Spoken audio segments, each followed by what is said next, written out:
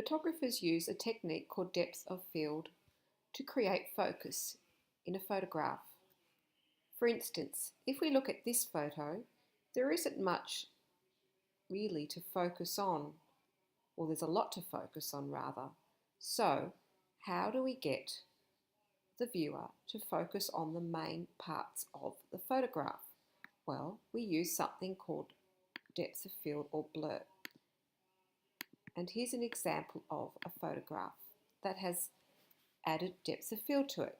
You can see the bits that don't matter, the background, are blurred out, and the main parts of the photo, which is the food, are in focus.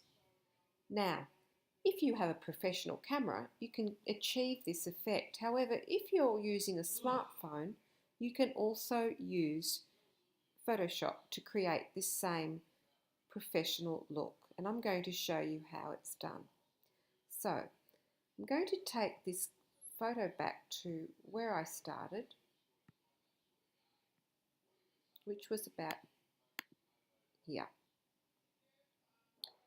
Now, what I'm going to do is I'm going to select this masking tool, edit in quick mask mode.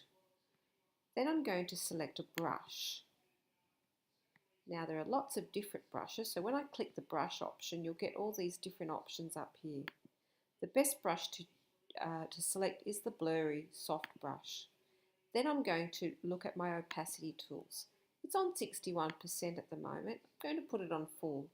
And what I'm going to do is and put my flow on full as well, using that soft brush, I am going to very carefully select with this masking tool all the areas that I want to be in focus. Now, there are some areas where I don't want too much focus, so I'm going to change the opacity to about 40%. And then I'm just going to select those as well. Okay.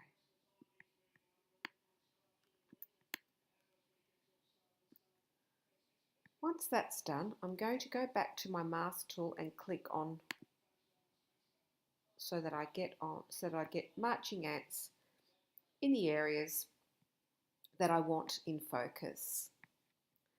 Now, if you have a look at the layers palette, you'll notice that I'm on actually the wrong layer. So I'm going to click down to the image layer.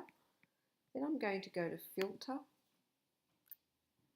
then blur gallery, then field blur. Field blur is depth of field blur.